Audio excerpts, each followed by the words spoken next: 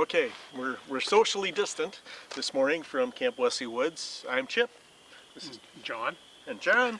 Another one of our campfire chats. And as you can tell, we're still not really techie savvy. We're just kind of making this up as we go and sharing it with you. So we'll see how this one goes. Today we're at The Pioneer 3 site. There we go. We're sitting at the actual fire ring when it was developed before my time here. So as we look, we got the fire ring sort of in front of us, which you can't see, and then the background behind us and stuff. Yeah. So we're going to do a little walk around, and John's a soft-spoken guy, so we'll try and get him to speak up so you can hear what he says. But we're going to do a little walk and talk and spend some time with you at Pioneer 1 this morning. 3. Pioneer 3. Okay, we're going to edit that out or we're going to leave it in. I don't care. We'll figure it out. Okay, John, we're still at Pioneer 3. I got it right this time. So let's talk, start with some of the history of the site, where we've been and where we are today as we go along.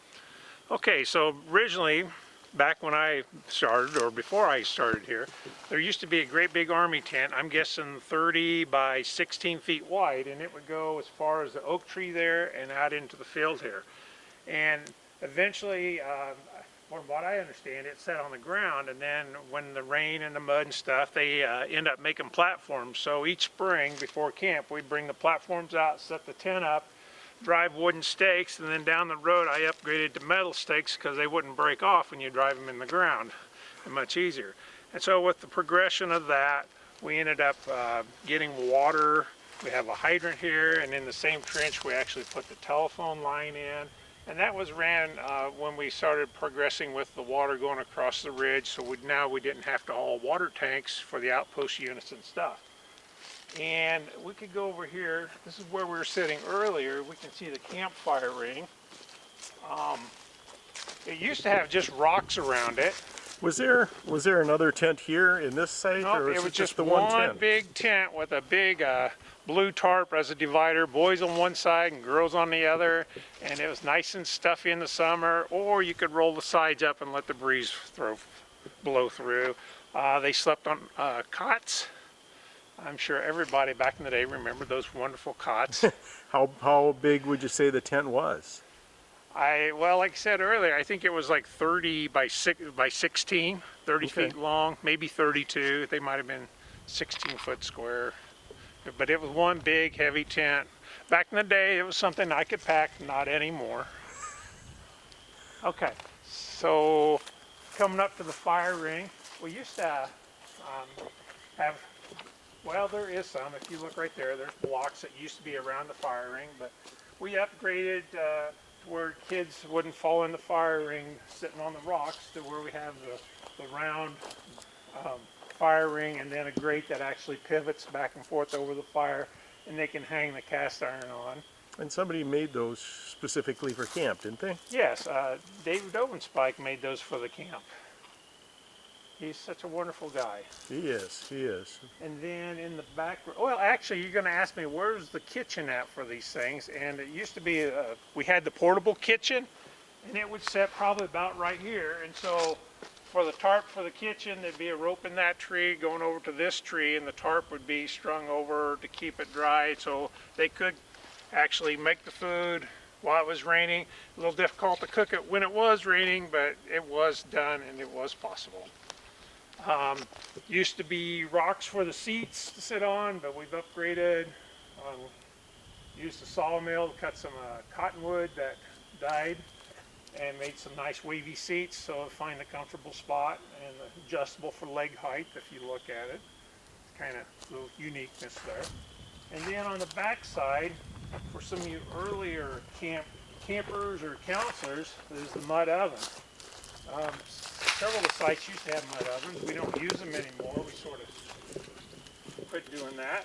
But it was always fun to bake an apple pie or make muffins in these. And I don't know, do you know how those work, or do I need to give instructions? I think there's probably people that are listening to this that may not know how that works, John. Well, we could come over here. Usually a 5-gallon bucket. I'm just going to give the quick basics, and this is the lid with the nice handle so you don't burn. And this one has not been used for a while. So a lot of people think that the fire was actually supposed to be in the oven. No, the fire's not. Oh, we got roots in the oven. We should have.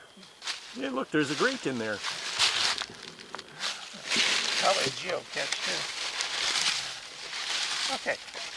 But you know what? There is actually sand right here.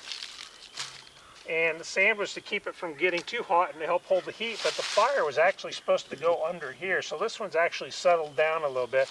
We build the fire in there, and then there'd be a vent in the back where it would be the smoke would come out of the smokestack, and then there'd be room to put a 9x11 tray on there and cook what you have. So what's your favorite thing that you cooked in the oven? I'm thinking it's pie because you keep mentioning pie. Well, I'm thinking I'm the only one that probably did the apple pie, but usually it was muffins. Okay. And cornbread. I don't think anybody's baked cookies, but you could bake cookies in these with a little taste of wood smoke to them. Ooh. Yeah, scrumptious. John, when people drive through camp, sometimes they wonder what these mounds are that we have around camp. Can you kind of fill people in?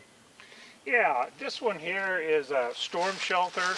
They were put in like the 90s, 1990s, later 90s, I'm guessing. As you can see, we've got a tree that's already fell on it. But these were basically for tornado shelters. Just a lot of parents were worried about their kids being safe at camp. And so making sure that we have different spots for the outpost units. So most of the outpost units do have a storm shelter. And basically what they are, they're just a concrete bunker with benches on each side. And they go back, there's two sections to it. They're 6 foot long, so that this is like 12 feet long. And you can sit along each side. Nice place to cool off in the summertime too. So that's, and they got vents in the top. They're pretty nice to stay in if you need to. Yeah, good place to get out of the weather. Yes. Where are we at now, John? Okay, now we've walked down the hill from the Pioneer 3 site, and it was moved in like around 2005. And we got rid of the nice big army tent, but we went to the 16 by 16, what back in the day we called them work camp tents. They're just a brown canvas, put platforms on the framework here, and then we have the outriggers where we tied the tent and the fly tarp to.